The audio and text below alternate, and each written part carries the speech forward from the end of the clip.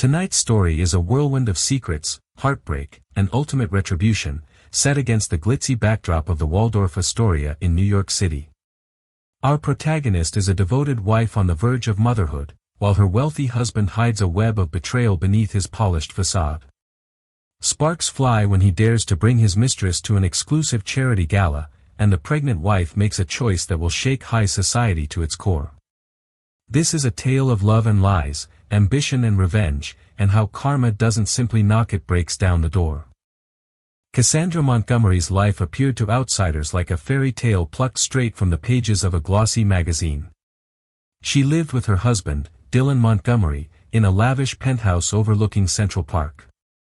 Dylan's success story had become almost mythical in certain circles. He was an investor who'd founded a boutique finance firm that quickly expanded, culminating in eye-watering investment returns and a near-dynastic fortune.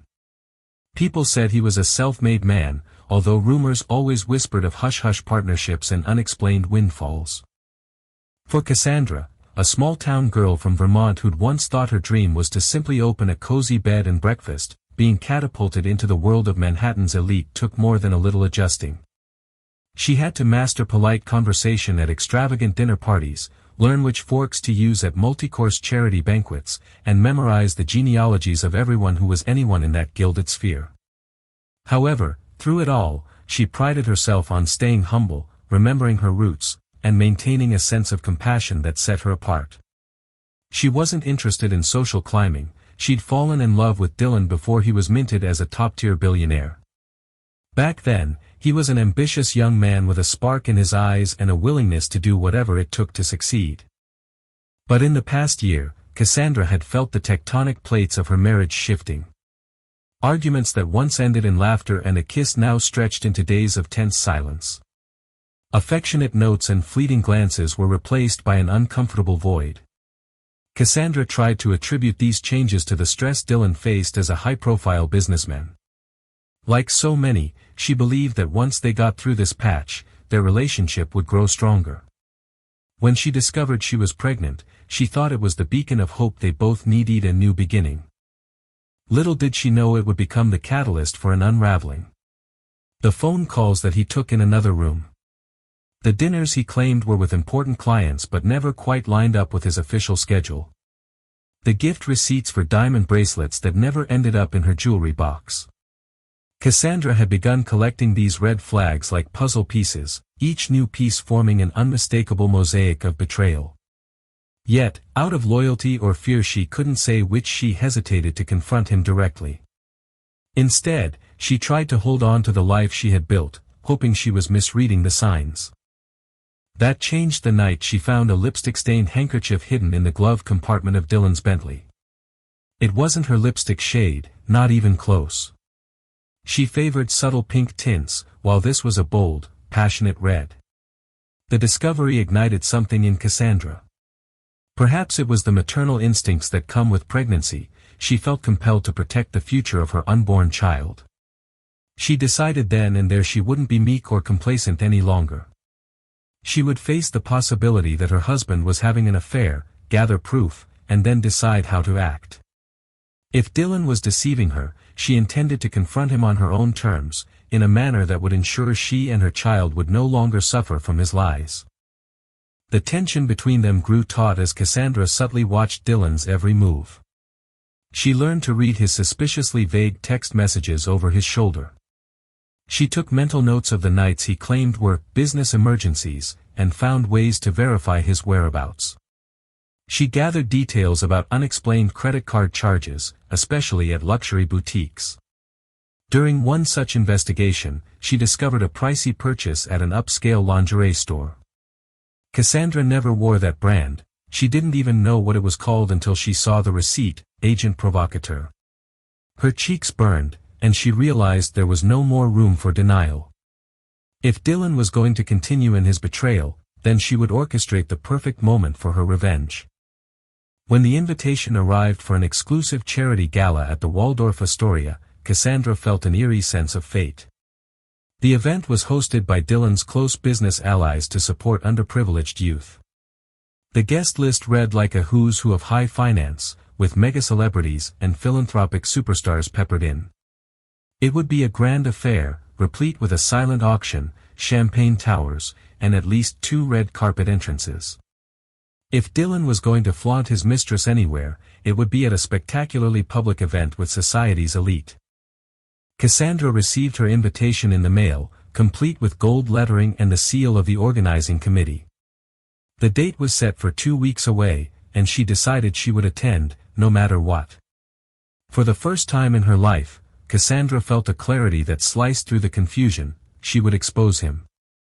But she needed to make sure Dylan gave her the perfect stage.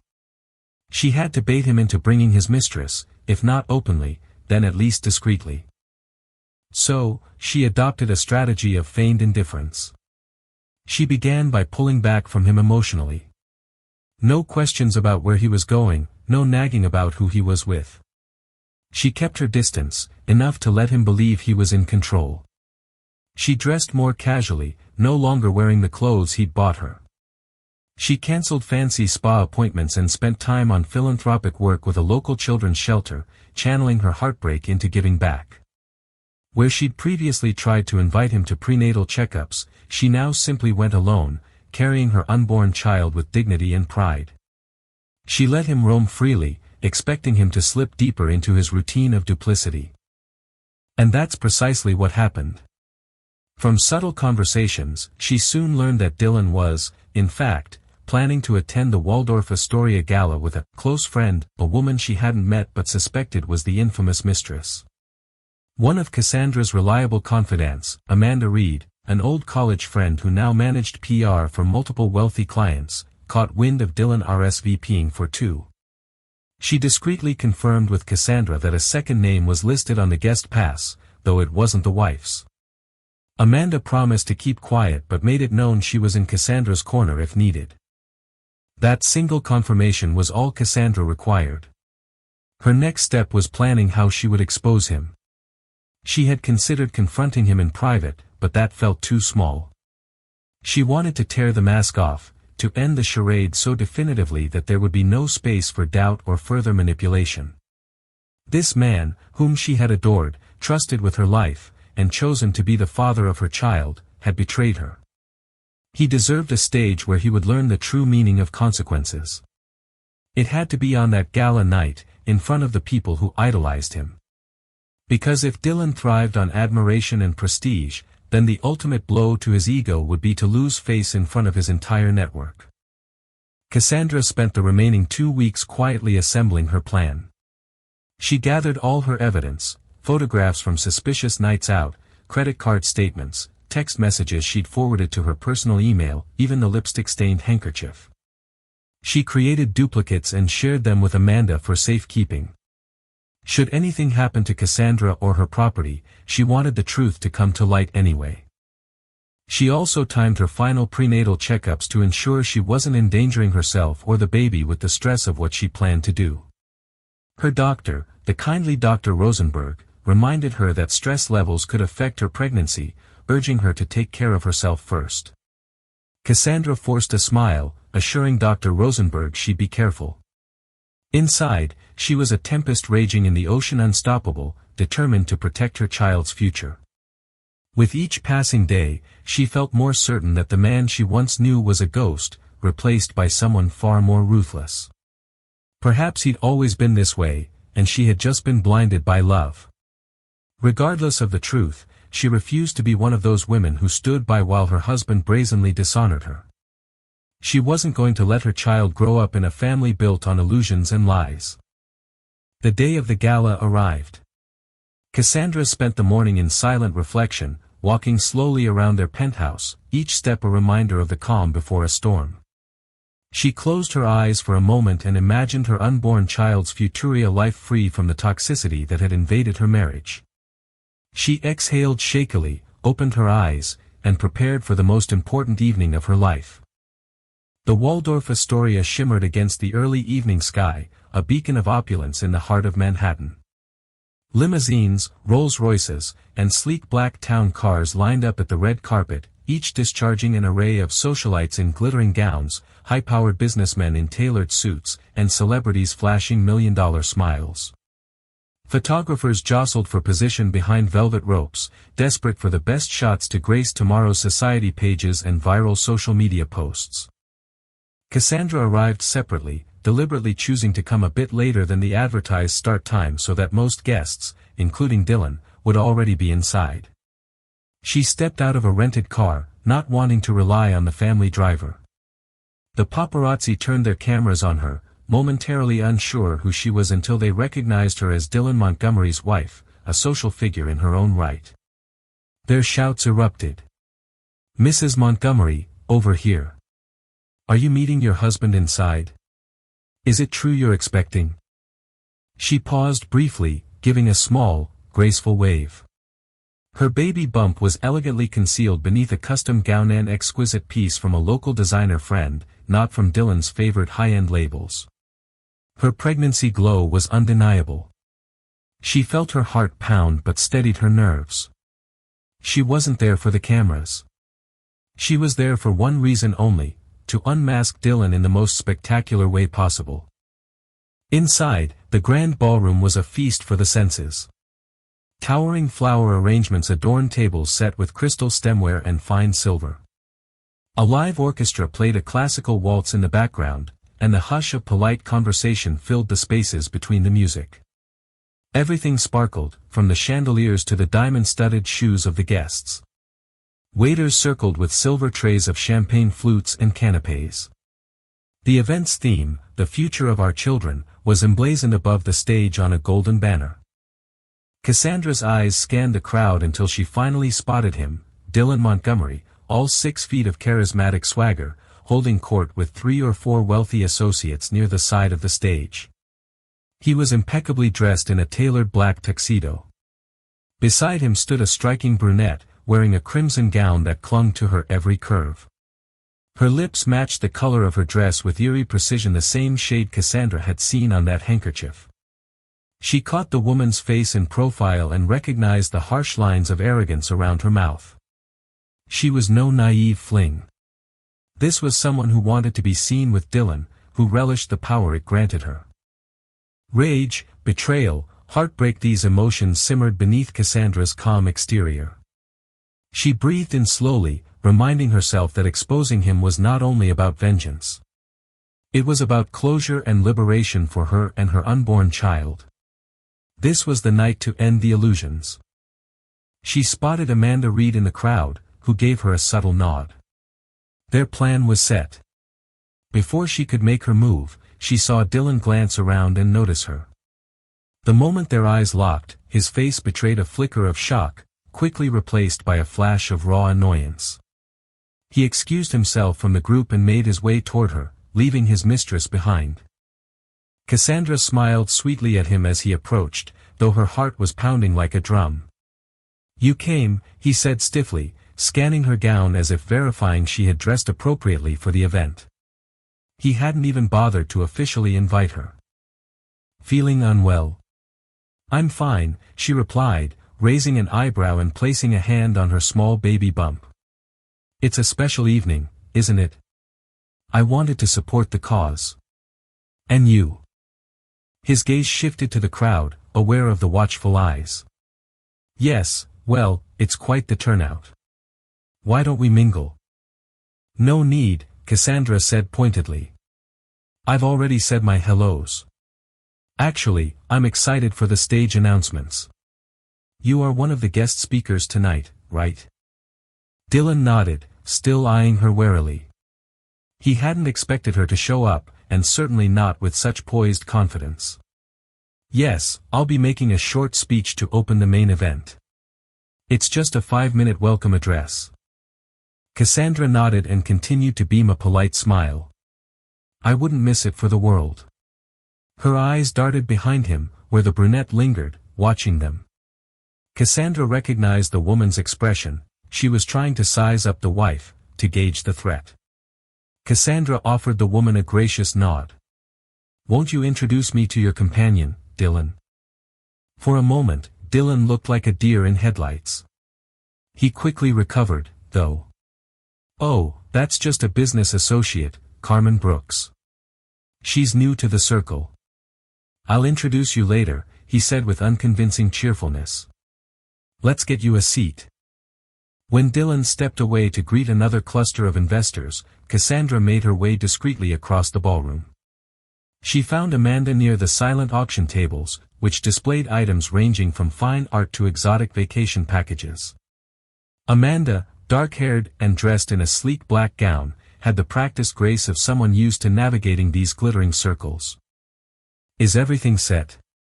Cassandra asked softly, glancing around to ensure no one overheard.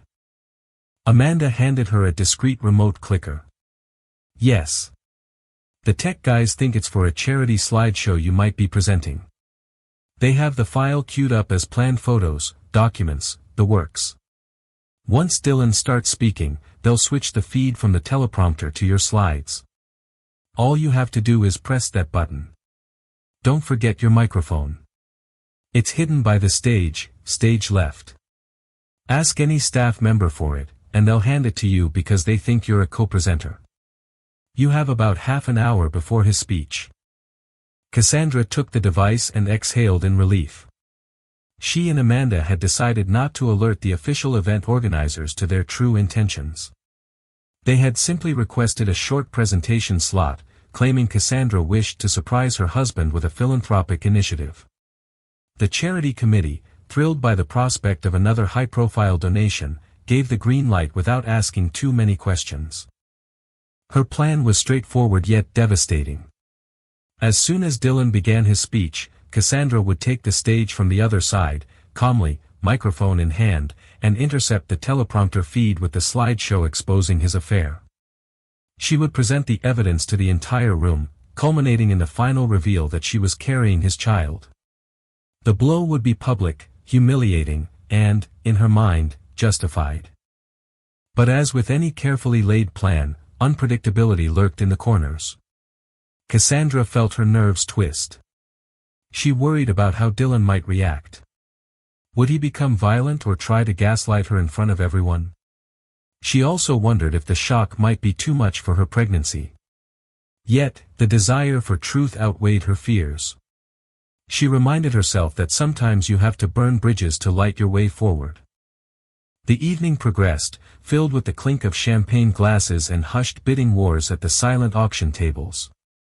VIPs took turns on stage to highlight the achievements of the charitable foundation, share heartwarming stories, and encourage more donations.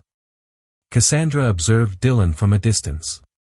She watched as he stood beside Carmen, his hand grazing the small of the brunette's back every now and then. Outwardly, he maintained the facade of a perfect gentleman. Inwardly, Cassandra was sure he was already scheming how to do damage control if Cassandra confronted him. But little did he know the scale of her revelations.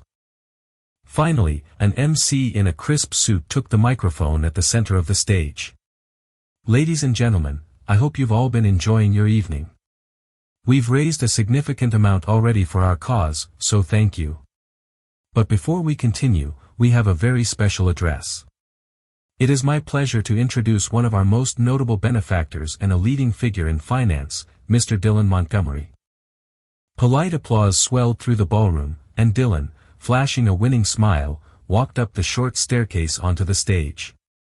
Cassandra could see the pride in his face, and behind it, that supreme confidence that had once attracted her but now filled her with a sense of dread and anger. She looked at Amanda, who nodded, handing her a small, discreet microphone. Cassandra's pulse pounded in her ears. The moment had arrived. Dylan began speaking, his voice practiced and resonant. Thank you, everyone, for your generosity tonight.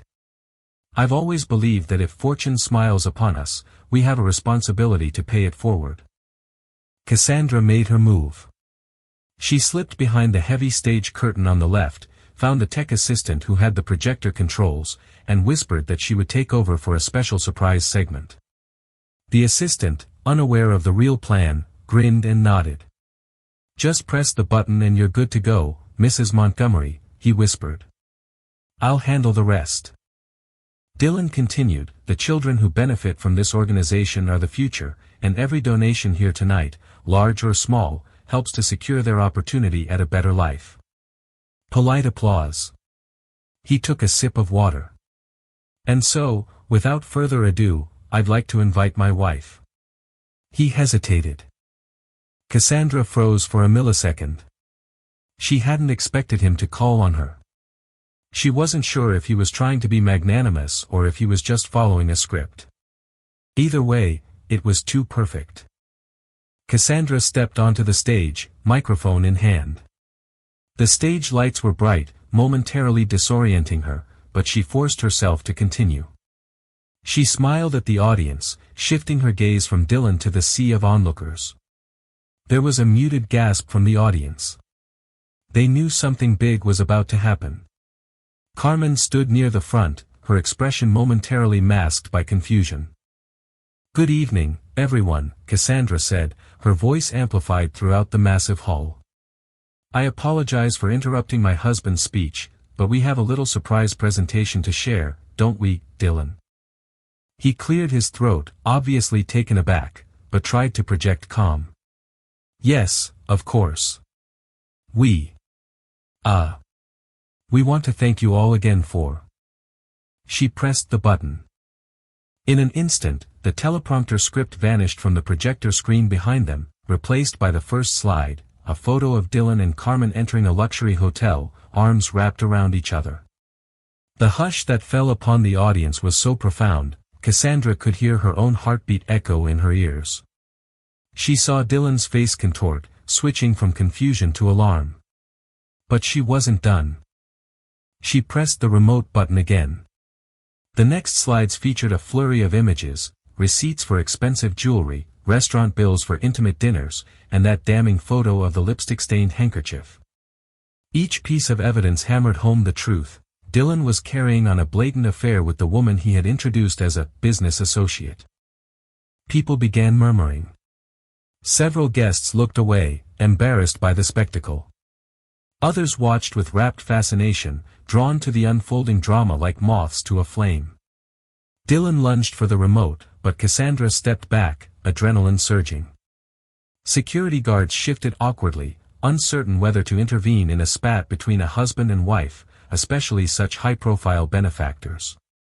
Amanda discreetly took pictures of the entire fiasco from the side, ensuring a permanent record of Dylan's meltdown. "Cassandra, stop!"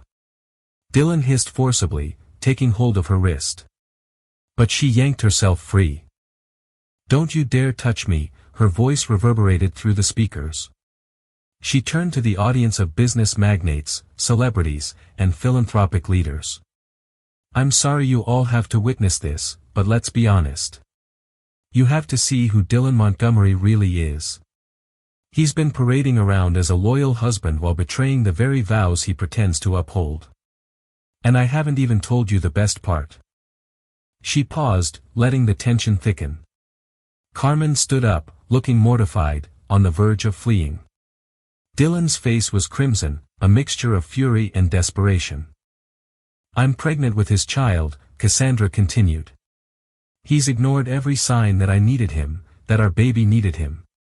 Instead, he's taking business trips with her, spending hundreds of thousands of dollars while I'm left at home to face my prenatal appointments alone." A shocked silence. Then the audience erupted in whispers and gasps. Camera phones flashed, capturing images that would soon flood social media. The philanthropic event had transformed into a scandalous spectacle, and there was no turning back. Cassandra looked Dylan straight in the eyes. "You wanted to show the world your generosity tonight. Let's see how you handle generosity when you're forced to pay for the real consequences of your actions." Before Dylan could respond, Cassandra turned on her heel and walked off the stage, leaving him alone under the piercing glare of the spotlight amid the hushed, judging eyes of Manhattan's elite. The crowd's initial shock made time feel slow and thick, as though everyone in the grand ballroom stood suspended between outrage and perverse fascination. Once Cassandra exited the stage, a chaotic murmur filled the air. Half the people wanted to chase after her to offer comfort or glean more gossip, while the other half stayed transfixed on Dylan. He stood there, microphone in hand, his carefully composed facade now disintegrating. Carmen seemed frozen in place, her cheeks bright red and her eyes darting around in panic, as though searching for an exit strategy that wouldn't brand her a coward. Out of sheer reflex, Dylan tried to recapture control. "Ladies and gentlemen," he began, his voice cracking. I'm sorry for that unexpected display. My wife is obviously distressed. This is a personal matter, and I hope you will respect our privacy during this difficult time." He quickly signaled to the event's MC to resume the scheduled programming. The MC, pale-faced and flustered, stammered an attempt at normalcy, thanking the audience for their contributions and encouraging them to continue enjoying the evening. But the energy in the room was irreversible. The illusions of the night had shattered, replaced by an unspoken condemnation of the man at the center of the scandal.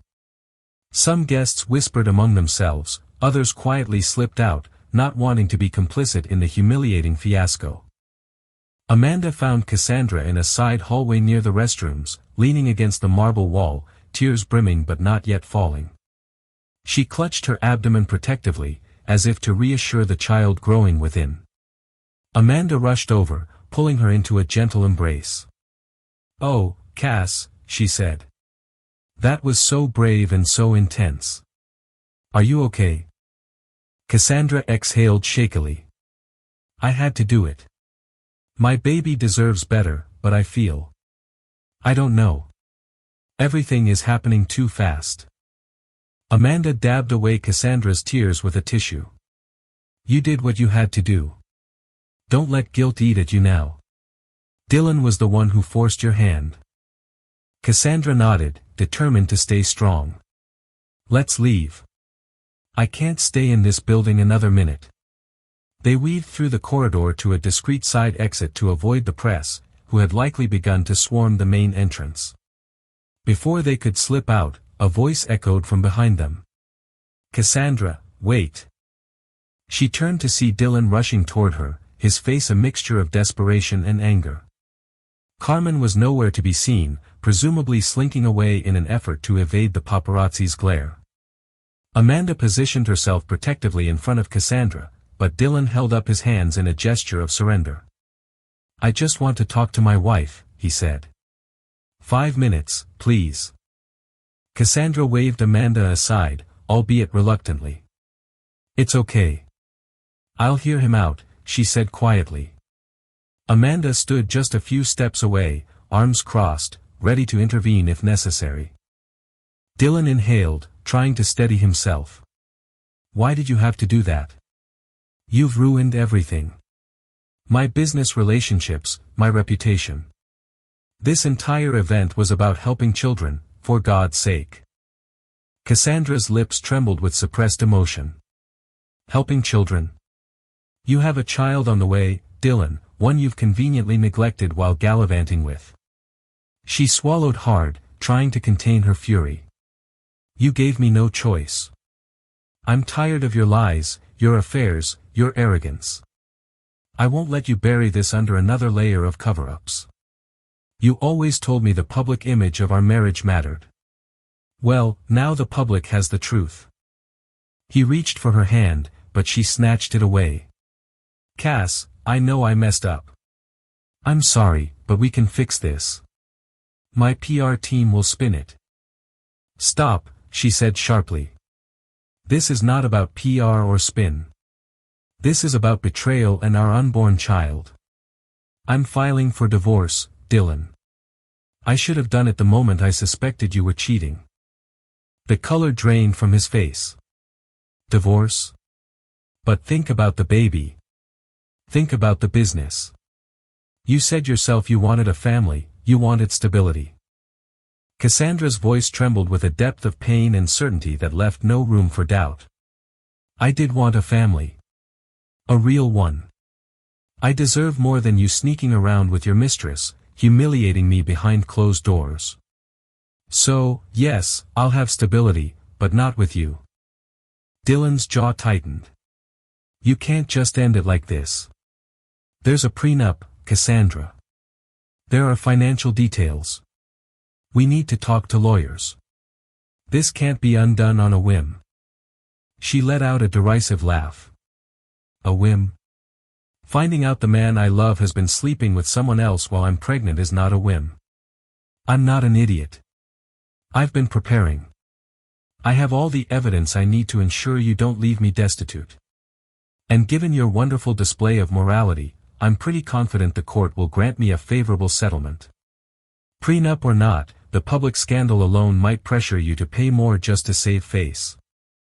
Dylan opened his mouth to protest, but Amanda stepped forward, placing a firm hand on his chest. That's enough, she said quietly. You've said your piece. Walk away. His eyes flickered between them. He looked as if he wanted to protest further, but the weight of the disaster forced him to back down. Shoulders slumped, he turned and disappeared into the chaos of the main ballroom, where he'd have to face donors, board members, and the fallout of Cassandra's revelation. Cassandra felt a hollow ache in her chest as she watched him go. Despite her anger, part of her still grieved the man she once believed he was. Amanda slipped an arm around Cassandra's shoulders. Let's get you out of here, she whispered. Cassandra nodded, tears finally spilling down her cheeks. Together, they stepped out into the cool night air, leaving behind the glittering facade of the Waldorf Astoria and the shards of a marriage that had shattered irreparably. Outside, a handful of paparazzi had gathered at the side exit, snapping pictures and shouting questions. Amanda shielded Cassandra as best she could. A hired car pulled up, and they slid into the back seat, the driver pulling away from the curb in one smooth motion. As the bright lights of Manhattan streamed past, Cassandra sank into the leather seat, exhaustion overtaking her adrenaline. She placed a hand over her abdomen, silently apologizing to her baby for all the turmoil. In that moment, she vowed to be stronger than ever before, to provide a life free from the shadows of infidelity, greed, and selfishness. She glanced at Amanda, who gave her a supportive, almost sisterly smile. I'm proud of you, Amanda said softly. You did the right thing. Cassandra offered the faintest smile in return. Thank you. I don't feel proud right now. I feel broken. But I'll heal. We'll heal. In her mind, Cassandra replayed the chaotic scene in the ballroom, Dylan's stunned face, Carmen's wide-eyed horror, the hush of the crowd. She reflected on how quickly the glamorous illusions of high society could unravel when confronted by unvarnished truth. Despite the heartbreak, a sense of liberation threaded through her sorrow. She had seized control of her narrative. No longer would she be a silent victim in Dylan's life story. From now on, she would be the one writing her own. In the days that followed, news of the scandal spread across social media and various tabloids like wildfire. Headlines blared, High Society Showdown, Cassandra Montgomery exposes husband's affair, charity gala gone wrong, and betrayed wife drops bombshell at Waldorf Astoria. Talk show hosts dissected the event with gleeful scrutiny, while gossip websites churned out rumors about Carmen's identity and Dylan's alleged past affairs. Initially, Dylan's PR team tried to spin the situation. They released a carefully worded statement claiming the Montgomerys were working through a private family matter and urging the media to respect their confidentiality. But the statement rang hollow in the face of Cassandra's very public exposé. Moreover, photos of Dylan with Carmen holding hands in restaurant booths, exiting posh hotels were already circulating. The disclaimers about unverified allegations held little credibility. Cassandra, meanwhile, found a peculiar solace in the media storm. It validated her story. She didn't have to convince anyone of the truth, it was plain for the world to see. Still, she was hounded by reporters who camped outside her penthouse, hoping for an interview or a tearful confrontation. She refused all interview requests. Instead, she focused on stabilizing her emotional health and preparing for the legal battles ahead. Her first step was to hire a reputable divorce attorney, a woman named Claire Park, who specialized in high-profile cases. Meeting in Claire's sleek midtown office, Cassandra laid out her evidence, the financial records, text messages, paparazzi photos, everything that corroborated Dylan's infidelity and negligence toward her prenatal needs. Claire nodded approvingly. We have a strong case for a favorable settlement, child support, and potentially more, depending on the nuances of your prenup. You also have public sympathy, which can be leveraged. Cassandra couldn't help but smirk at the notion of leveraging public sympathy. She'd spent so long navigating a world where image was currency. Now, ironically, she could use that same currency to secure her and her child's future. "I'm not doing this to get more money," she clarified. "I just want to make sure my child is provided for, and I want to teach Dylan that he can't use people like disposable accessories." Claire gave her a measured smile. "I understand. But it's good strategy nonetheless." Legal proceedings moved faster than Cassandra had anticipated. Dylan's team, desperate to mitigate further public damage, tried to push for a private settlement. They offered a significant lump sum plus monthly support on the condition that Cassandra sign a non-disclosure agreement, prohibiting her from discussing the affair publicly or writing any tell-all pieces. Cassandra refused. She wouldn't muzzle herself to preserve Dylan's ego any longer. "Don't let them corner you," Amanda advised when Cassandra discussed the offer over a cup of tea in her cozy living room. "They know you have the upper hand right now, so they'll try to buy your silence." "I won't be silenced," Cassandra declared, a note of finality in her voice. The stress of the media attention and the divorce was enormous, but strangely, Cassandra felt lighter than she had in months. No more hiding, no more internal agonies. She was free to shape her future, albeit a daunting one. She maintained her prenatal appointments, focusing on the life growing inside her. Dr. Rosenberg, aware of the situation through the ubiquitous tabloids, approached her with sensitivity. "Your blood pressure is a bit high," Dr. Rosenberg noted gently during one checkup. "I understand the circumstances are stressful, but please take care of yourself. Elevated stress can lead to complications." Cassandra promised to prioritize rest and meditation, though part of her braced for further upheaval. She knew Dylan well enough to suspect he wouldn't let her exit gracefully. Underneath his polished facade was a deeply insecure man who would lash out to protect his reputation and wealth. The tabloid soon validated her fears. Rumors surfaced that Dylan was freezing Cassandra's bank accounts or that he was preparing a countersuit, alleging she had defamed him. But none of these threats materialized publicly yet. Meanwhile, Carmen tried to salvage her own standing. She released a statement through her lawyer insisting she deeply regretted any pain caused and that her relationship with Dylan had been misinterpreted. The public found her claims laughable. She became a pariah in elite circles. Word spread that invitations to high-profile events were quietly rescinded, and even her career prospects, whatever they had been, diminished. She was tainted by the scandal and, by extension, Dylan's disgrace. But Dylan faced the most severe professional consequences. Some of his major investors, spooked by the negative press, began pulling out funds from his firm. Affiliations with philanthropic boards were quietly suspended or outright terminated. After all, no children's charity wanted to be associated with a man whose betrayal overshadowed their cause. His financial empire wobbled, stocks in his investment fund dipped, and business partners demanded answers about his judgment and reliability. In a last-ditch effort to quell the meltdown, Dylan made a move Cassandra hadn't anticipated. He tried to contact her directly, day after day, leaving desperate voicemails. When she didn't respond, he showed up at the penthouse, banging on the door. Cassandra, from inside, ordered building security not to let him in. This pattern continued until one evening when she returned from a prenatal class to find Dylan waiting outside her building. His eyes were hollow and red-rimmed, his expensive suit rumpled. He looked like a man fraying at the edges. "Cass," he pleaded, stepping toward her. She remained still, though her heart hammered. "Please, just 5 minutes. I need to talk. Really talk." She exhaled, her breath fogging in the chilly Manhattan air. After a moment's hesitation, she nodded at the doorman to let him follow her into the lobby. They settled in a quiet corner near a decorative fireplace, the warm glow contrasting with the chill between them.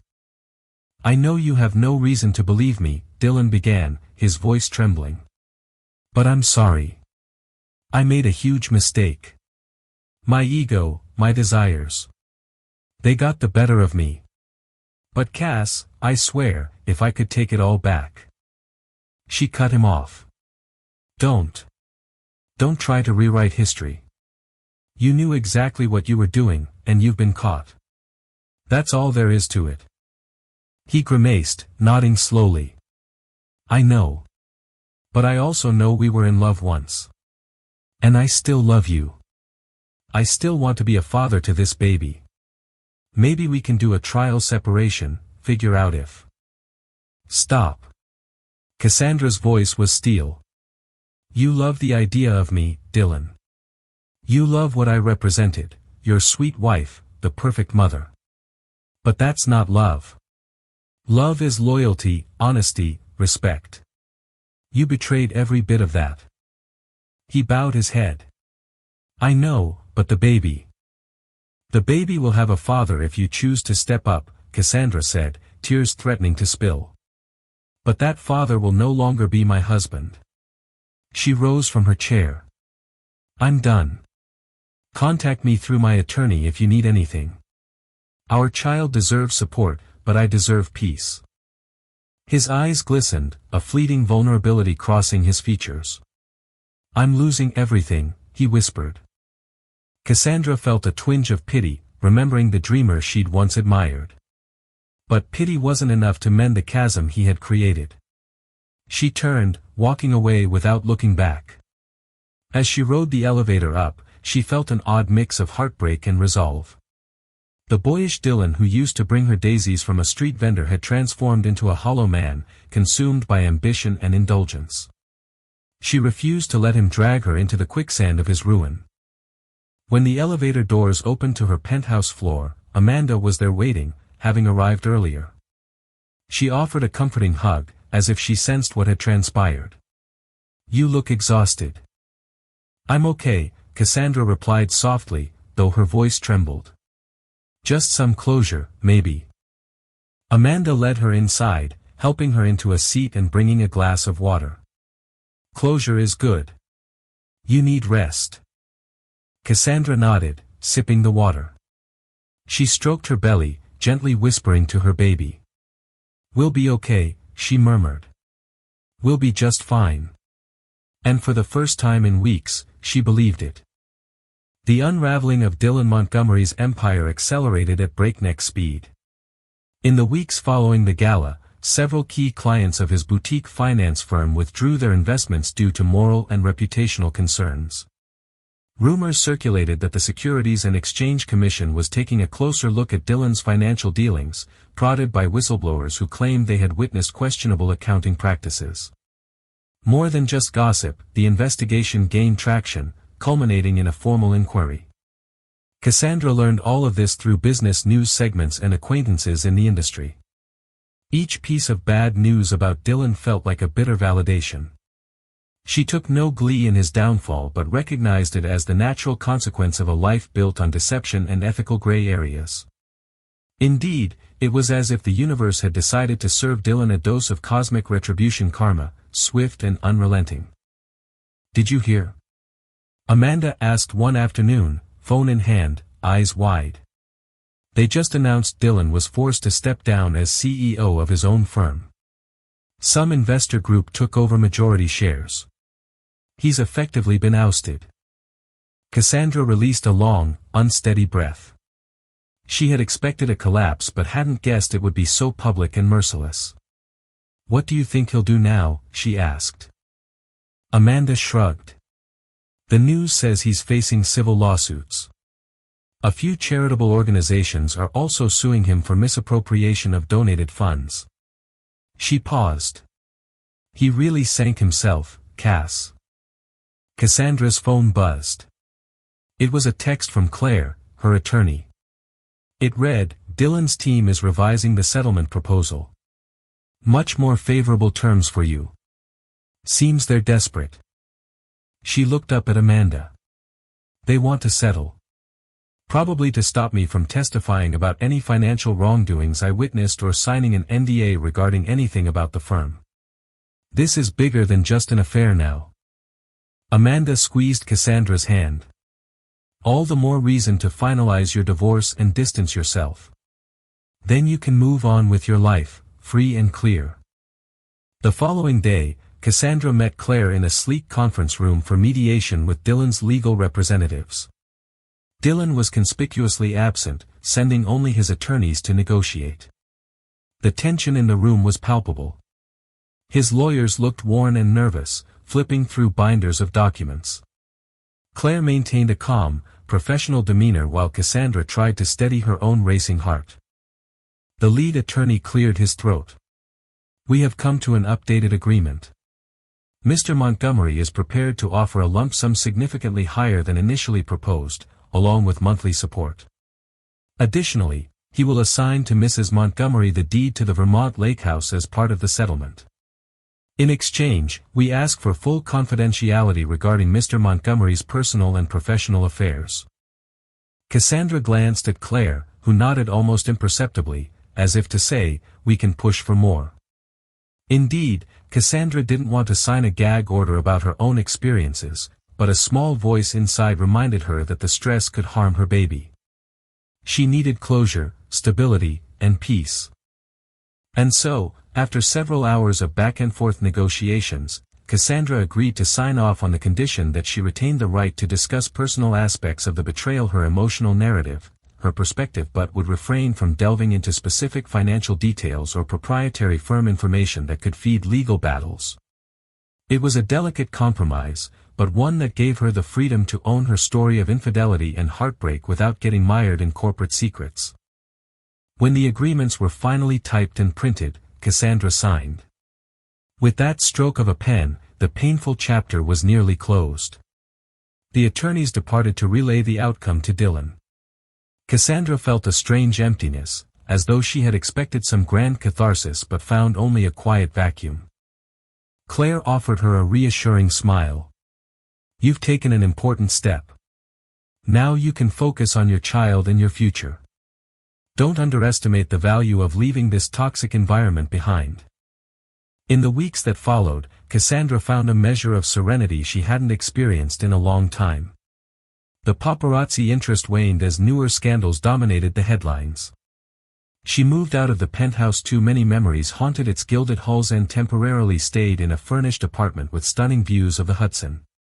She also visited the Vermont Lake House for a brief weekend, reconnecting with the simpler life she'd once dreamed of.